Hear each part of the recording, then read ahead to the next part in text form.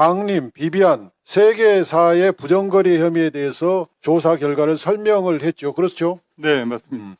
하지만 검찰은 아무것도 하지 않았고 5개월 뒤에야 자료를 요청하면서 그마저도 핵심인 금융자료는 받아가지 않았습니다. 저희가 그 조사한 내용 금액이 부당이득 금액이 100억이 넘습니다. 그래서 당연히 굉장히 중죄로 처리될 거라고 저희는 다 금감원 입장에서 판단하고 있었는데 안 가져가서 껍데기 자료만 받아간 검찰은 1년여 뒤 증거가 부족하다면서 김성태 전 쌍방울 회장의 주가 조작 혐의에 대해 불기소 처분을 내렸습니다. 민주당은 검찰이 김성태 전 쌍방울 회장에게 대북 송금 관련 진술을 받아내기 위해 혐의가 명확한 주가 조작 사건을 덮은 것으로 보고 있습니다. 김성태의 진술 협조를 받기 위해서는 김성태한테 당근을 제시할 수밖에 없었고 그 당근이 결국 금융감독원에서 조사한 그 사건을 덮어둔 거 아닌가. 2023년 초 금감원이 작성한 자료에는 김성태 전 회장을 둘러싼 혐의가 여럿 적혀 있었습니다. 주가 조작 외에도 여러 건의 허위 공시와 배임 금액, 연루자들까지 구체적으로 파악했습니다. 금감원은 쌍방울 계열사 광림의 전환사채 발행 내역을 분석한 결과 다수의 공시 위반과 부정거래 정황을 발견했다고 적었습니다. 또 김성태 전 회장이 광림과 페이퍼 컴퍼니 착한 이인베스트에 사실상의 영향력을 행사한다고 봤습니다. 쌍방울과 계열사들의 부정거래 정황뿐 아니라 거기에 얽힌 김 전 회장의 지분이 얼마나 되는지, 김 전 회장 주변인들이 어떻게 주가 조작에 관여했는지까지 구체적으로 파악한 겁니다. 지난주 국정조사에선 검찰 스스로 김 전 회장의 횡령 배임 혐의를 다시 수사하겠다고 밝혔습니다. 비장상사에 입금된 자금 약 378억 원을 단기 대여금 등 명목으로 임으로 사용했다. 임으로 사용했다는 것은 결국 횡령했다는 거잖아요. 네, 오늘 말씀하신 내용까지 종합해서 살펴보도록 하겠습니다. 하지만 당시 검찰은 쌍방울의 부정행위에 대해 증거가 없다면서 무혐의 처분했습니다.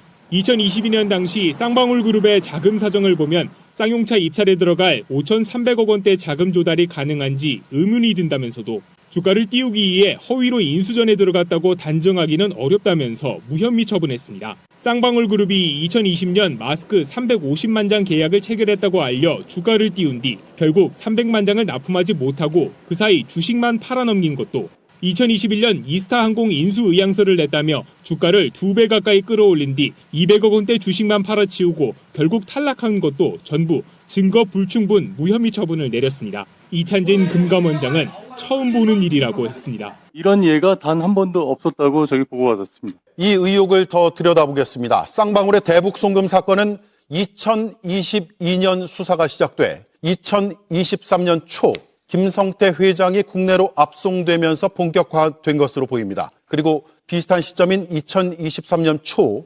금감원이 쌍방울의 주가 조작을 확인해 검찰에 알렸습니다. 그런데 이 사건은 기소 대상에서 빠졌습니다. 박사라 기자가 나와 있습니다. 금감원이 검찰에 주가 조작 정보를 제공했던 시기에 김성태 전 회장이 검찰에서 어떤 진술을 했는지부터 살펴볼까요? 네, 금감원이 주가 조작 혐의가 의심된다며 검찰에 정보를 공유한 시점 2023년 1월입니다. 한창 태국에서 송환된 김성태 전 회장을 조사하고 있었습니다. 김 전 회장은 1월 말에서 2월 사이 이재명 지사와 수차례 통화했다. 대북 송금이 이재명 지사에 보고된 걸로 안다는 등의 진술을 집중적으로 쏟아냈습니다. 네. 3월에는 이재명에 돈 줬으면 줬다 하고 싶다. 이런 강압 수사를 토로하는 듯한 발언이 있었던 것으로 최근 접견 녹취록에서 확인이 됐고요. 또 법무부 감찰에서 검찰이 김 전 회장에게 연어 회덮밥 등 외부 음식을 반입해 준 걸로 드러난 건 그 이후 4월에서 6월 사이입니다. 네. 검찰이 주가 조작 정보를 가지고 김 전 회장에게 진술을 압박하는 일종의 플리 바게닝이 있었던 것 아니냐는 게 민주당의 주장입니다. 네. 어쨌든 시기상으로 보면 이렇다는 것이고, 금감원의 주가 조작 조사가 끝나고 검찰이 이걸 덮어줬느냐 안 했느냐, 또 그게 김성태 전 회장의 진술 번복이나 아니면 이재명 지사의 실명을 언급하는 그 과정에서의 뭔가 상관관계가 있느냐는 것은 앞으로 좀 더 조사를 해봐야 될 사항인 것 같습니다. 네. 실제로 김성태 전 회장이 법적으로 이득을 본 게 있습니까? 일단 김 전 회장은 주가 조작, 그러니까 자본시장법 위반 혐의는 증거 불충분으로 불기소 처분을 받았고요. 상대적으로 형량이 가벼운 허위 공시 혐의로만 기소됐습니다. 네. 지난 3일 국정조사에서 조사에서도 관련해서 언급이 있었는데 직접 들어보시죠. 네. 주가 조작으로 기소하는 거하고 허위 공시로만 기소한 거하고 피고인한테는 엄청난 차이가 있죠. 네, 차이가 있습니다. 어떠한 차이가 있습니까? 형량의 차이 있죠. 그렇습니다. 또 추징이나 이런 것도 차이가 있죠. 예. 네. 김성태 전 회장의 진술을 회유했다라는 의혹을 받고 있는 박상용 검사 뭐라고 합니까? 박상훈 검사에게 입장을 물어봤더니 우선 자신은 대북 송금 관련 혐의만 담당이어서 당시 압수수색 등에 관여한 건 아니라고 말했습니다. 다만 저희 JTBC 취재진은 이재명 지사 방북이 주가 부양의 핵심 조건이기 때문에 덮어질 이유가 없다. 주가 부양 문건이 저희에게, 그러니까 검찰에게 불리한 자료가 아니었다는 입장을 밝혔습니다. 네, 본인은 잘 모르지만 불리한 자료는 아니었다라고 답을 했네요. 내일 국정조사가 이어지는데 쌍방울의 대북 송금 청문회로 진행이 되는 거죠? 네, 그렇습니다. 검찰이 쌍방울 주가 조작 혐의를 기소하지 않은 이유를 두고 치열한 공방이 예상이 됩니다. 이 쌍방울 방용철 부회장 등 이런 쌍방울 임원들과 이화영 전 부지사 그리고 박상용 검사 등 당시 수사팀도 출석하겠다고 밝혔습니다. 다만 김성태 전 회장은 방금 전 이 불출석 사유서를 낸 걸로 확인됐습니다. 정청래 민주당 대표는 이 조작 기소는 국가폭력이라며 국가폭력 공소시효를 없애는 입법을 당론 추진하겠다고 밝혔습니다. 금감원은 주가 조작 정황을 잡았다는데 검찰은 왜 덮었을까? 허위 정보로 주가 띄우고 팔아치우고 폭락. 그런데도 불기소. 대신 김성태 대북 송금 진술은 확보. 국민은 묻습니다. 검찰, 진실을 밝힌 겁니까? 아니면 거래를 한 겁니까? 중간 조사 결과 설명회를 가졌죠. 네. 자, 정확히 이제 반환점을 돌았는데 그간의 국조특위 활동 한번 짚어본다면 어떻습니까? 네. 일단 국정조사특위 구성해서 여러 가지 증인 채택, 자료 제출 요구 이런 절차들을 거쳤고요. 네네. 기관 보고를 3차례 진행을 했습니다. 저희가 지금 국조특위 대상 사건이 총 7개인데 네네네. 7개의 대상 사건을 좀 쪼개서 기관 보고를 받았고요. 3차례의 기관 보고를 받으면서 기관 보고에 대한 또 질의 과정도 굉장히 집중적으로 진행을 해서 거의 기관 보고 있는 날은 뭐 자정 무렵까지 저희가 회의를 지금 진행할 정도로 아주 집중적으로 진행을 하면서 그 과정에서 지금까지 알려지지 않은 여러 가지 주요 사실들이 네네. 많이 확인됐어요. 특히 이제 기관 보고 과정에서도 또는 기관들에 대한 질의 과정에서 이런 부분들이 확인이 됐고요. 그 다음에 알려진 바와 같이 현장 조사를 저희가 수원지검하고 서울중앙지검 네네. 이렇게 2개의 반으로 나누어서 현장 조사를 진행을 했고, 그리고 이제 이번 주 오늘부터는 본격적인 청문회 절차. 그래서 기관 증인 포함해서 일반 증인까지 다 불러가지고 이제 심도 있는 질의응답 이런 과정들을 좀 진행을 합니다.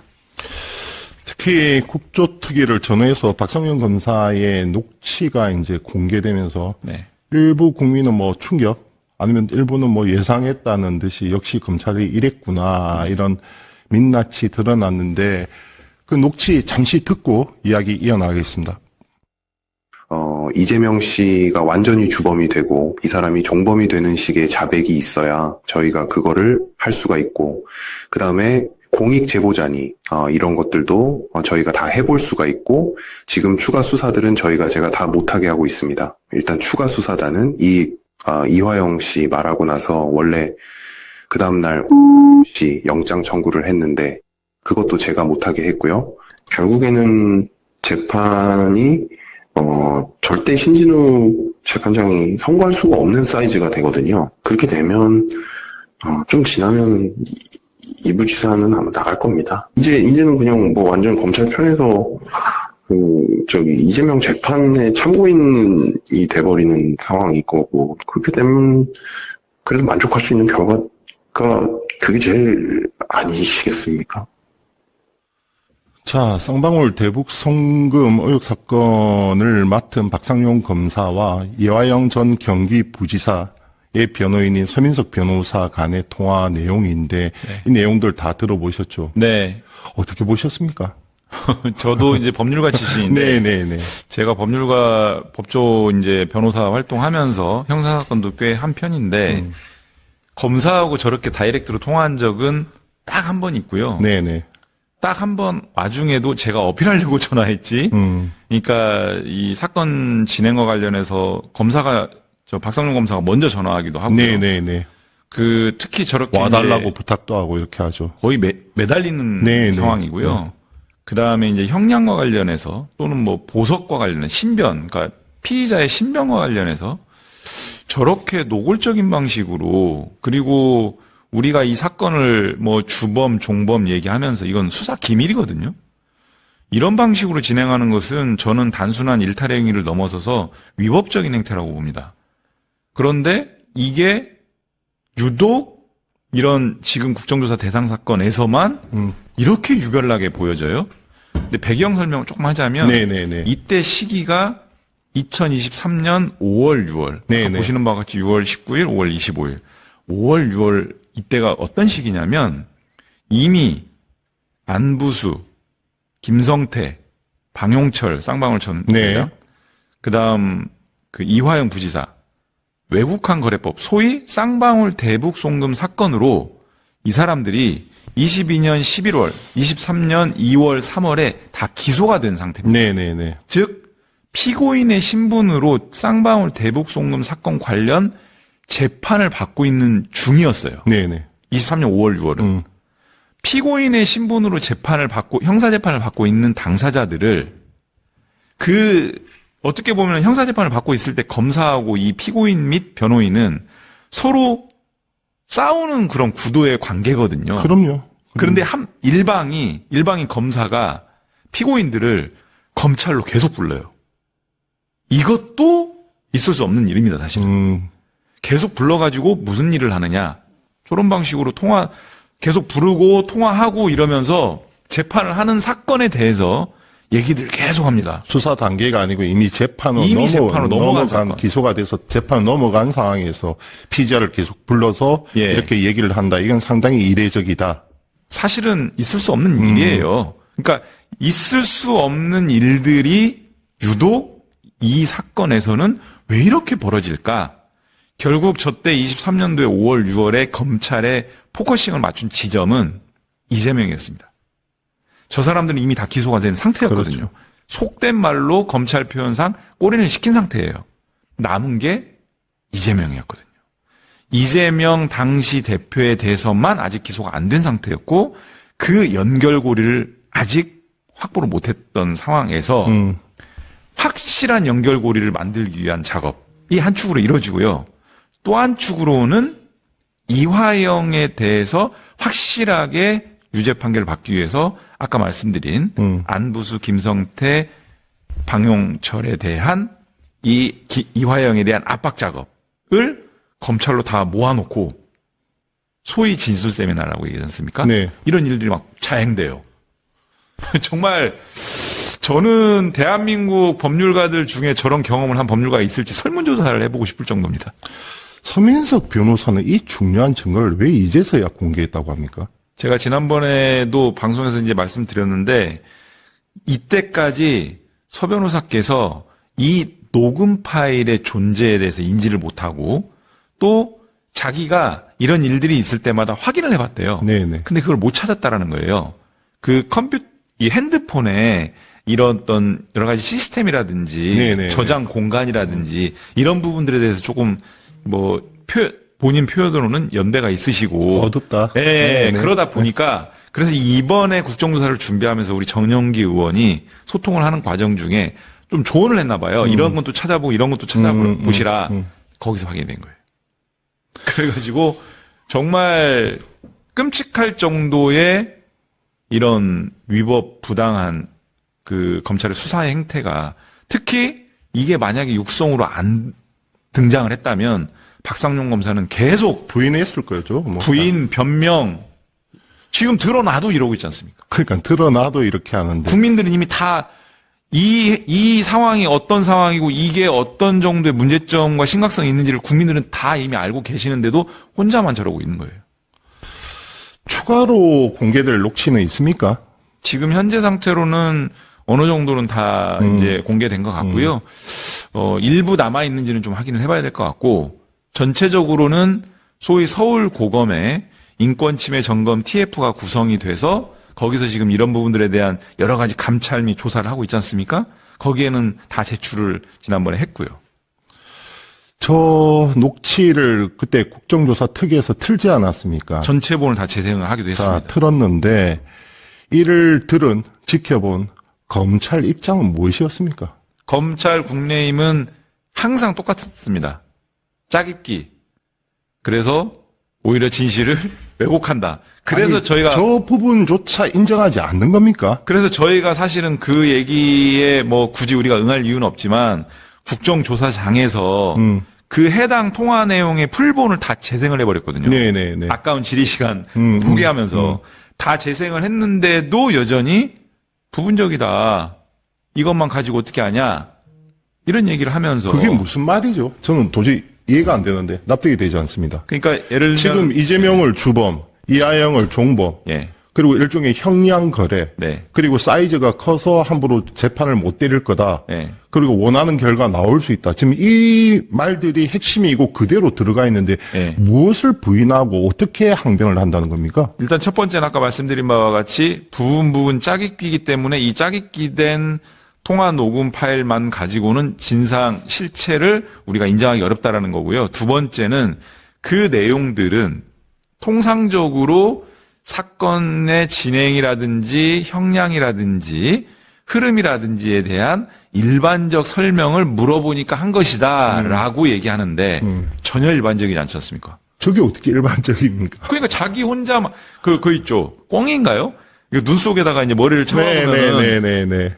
이제 아무도 나를 못 보겠지 하고 하는 것처럼 자기만 저렇게 진실을 계속 아니다 되뇌고 있는데 우리는 다 알고 있지 않습니까, 국민들은? 국민의힘도 편을 들고 있습니까? 이 편을 들기 힘든 사안들 아닙니까? 박상용 검사하고 거의 한 몸이 됐죠. 그래서 심지어 단독 우리가 뭐 청문회라고 해서 예, 부르기도 하고. 박상용의 변호인 노릇 그만 좀 해라. 이런 얘기까지 할 정도로. 왜냐하면 지금 박상용 검사의 행태가 향후에 어떤 그 결과물들로 드러났을 때 국민의힘 당신은 어쩌려고 지금 이렇게 계속 같이 늪으로 빨려 들어가는 거냐. 단절해라. 이렇게까지 윤석열 정치검찰과 단절해라. 라고 계속 얘기하는데도 일단은 계속 한 몸으로 움직이고 있고 심지어 따로 빼가지고 별도의 참칭 청문회까지 했지 않습니까? 일개 검사가 제일 야당 대표를 엮기 위해서 저렇게 시나리오를 짜고 진술을 조작하고 회유를 했다. 일개 검사가 감당할 수 있는 사이즈가 아니거든요. 네. 그렇다면 기본적으로 누구나 합리적인 추정이 가능한 것이 그 윗선들. 네. 지금 윗선에 대해서 드러난 것이 있습니까? 일단 가장 극명하게 명징하게 드러난 게 이제 소위 말하는 서해 공무원 피격 사건 관련해서 그때 당시의 국정원장 김규현 국정원장이 이러저러한 국정원 내의 조사 결과물을 들고 가서 직보를 했고 이 사안은 수사 의뢰를 하겠습니다라고 직보했는데 누구에게? 윤석열에게. 네. 윤석열 수사 의뢰는 무슨 수사 의뢰? 대검에 그냥 직기점 고발해. 요렇게 그냥 지시를 해버렸다는 거예요. 네네. 그 내용들이 이번 국정조사 과정에서 자료와 함께 증언과 함께 세상에 다 드러난 거죠. 네네. 말 그대로의 고발사주, 말 그대로의 하명수사. 아예 전형입니다. 대통령이 이러면은 이거 다 제가 봤을 때는 이거 직권남용으로 다 수사 들어가야 됩니다. 종합특검에서. 종합특검 수사 대상이거든요. 결국 최종 윗선은 당시 대통령이었던 윤석열 씨다. 예. 그리고 그렇다면 당시 법무부 장관은요? 법무부 장관과 예를 들면은 지검장, 차장검사, 부장검사 등등의 총장까지. 검찰총장 일련의 소위 말하는 윗선 개입과 관련해서 저희가 오늘 청문회부터 본격적으로 규명을 해야 될 과제입니다. 당시 법무부 장관이 한동훈 한동훈이었고. 전 대표였죠. 예.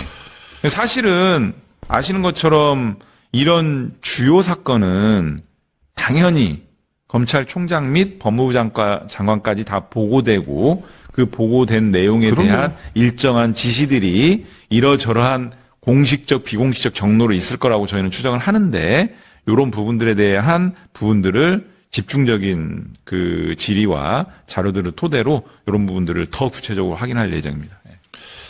우리가 잊지 말아야 할 내용들이 있습니다. 그러니까 과거 MB 정부가 들어서자마자 네. 바로 수사를 했던 것이 전임 대통령이었던 노무현 전 대통령에 대한 수사였고 그 결과는 뭐 아시다시피 비극으로 끝났습니다. 윤석열 씨 역시 마찬가지로 어쨌든 신승이었지 않습니까? 0.73%포인트 차로 가까스로 이겼는데 그때부터 정적 죽이기에 돌아섰고 그것이 네. 대장동의 제2 검사팀이 꾸려지고 이 역시 몸통은 지금 이재명을 잡아넣기 위해서 그렇죠? 네. 그 이재명을 잡아넣기 위해서 정진상, 김용, 이화영 등에 대한 압박과 나중에는 수사, 그다음에 조작, 회유 이런 것까지 나아갔다 이렇게 보시는 거죠, 민주당은? 지금 이 사건의 구조가요. 네네. 단순히 윤석열 정치검찰이 정적 죽이기의 일환으로 동원되고 역할을 했다라는 수준이 아니고요. 네네네. 그보다 국정원.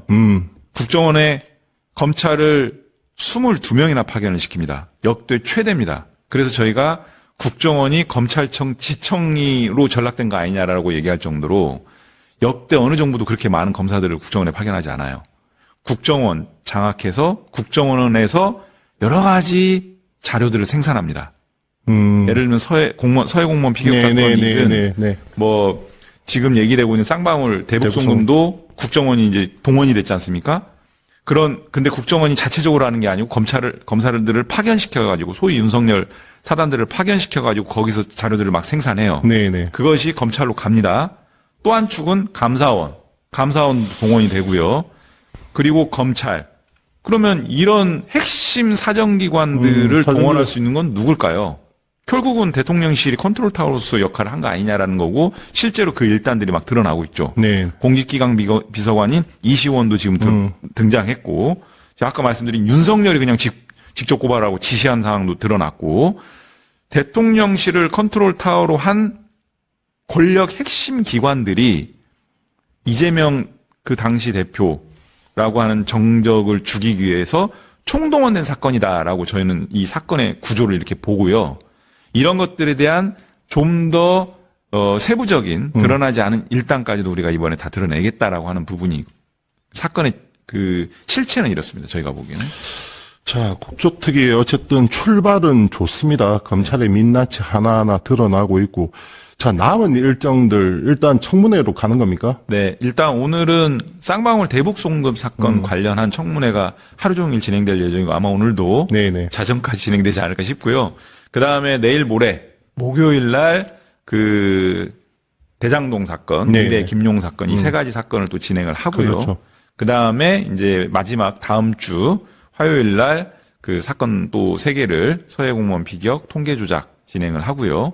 명예훼손, 언론 명예훼손까지 진행을 하고 그 다음 주에 화요일 날에는 종합 청문회 7개의 사건을 종합 청문회 하고 목요일 날 이제 국조 결과 보고서 채택하는 수순입니다.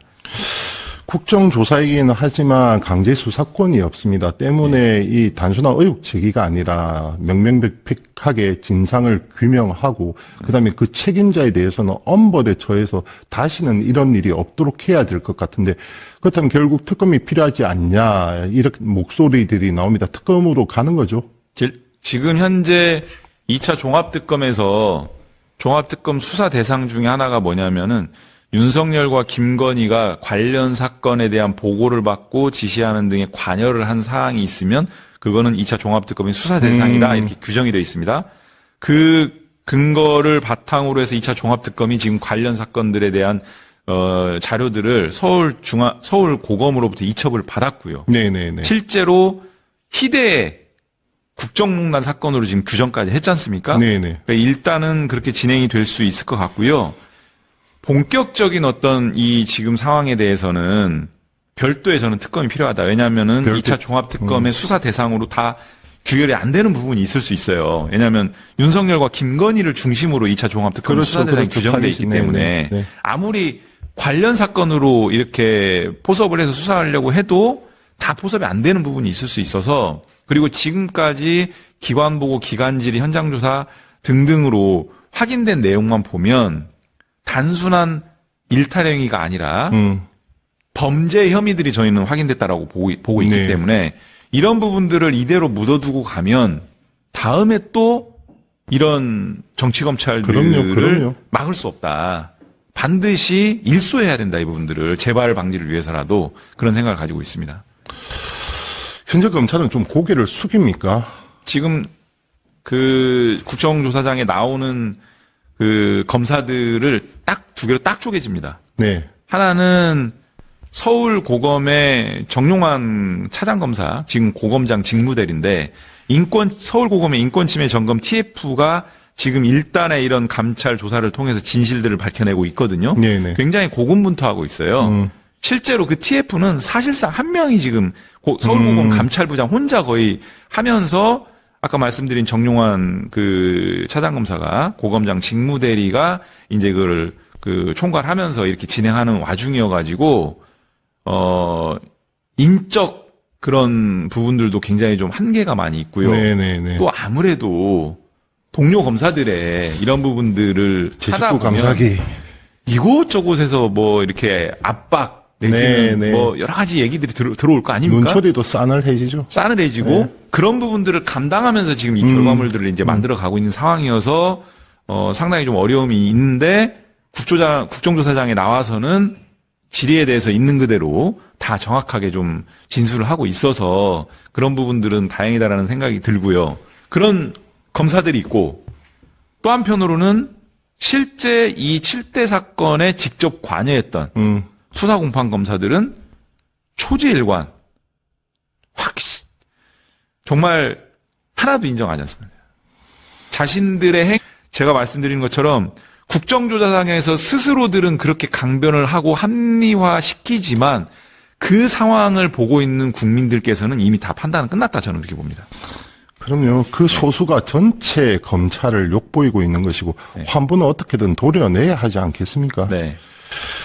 책임에 따른 합당한 처벌이 있기를 바랍니다. 고생하시고요. 네. 요즘 뭐 식사는 제대로 하시는지 모르겠습니다. 사실 저도 그렇고 우리 보좌진들도 그렇고 네. 경황이 진짜 너무 없고요. 그 일정만 소화하는 게 아니고 그거를 준비하기 위해서 저희 국정조사 위원들이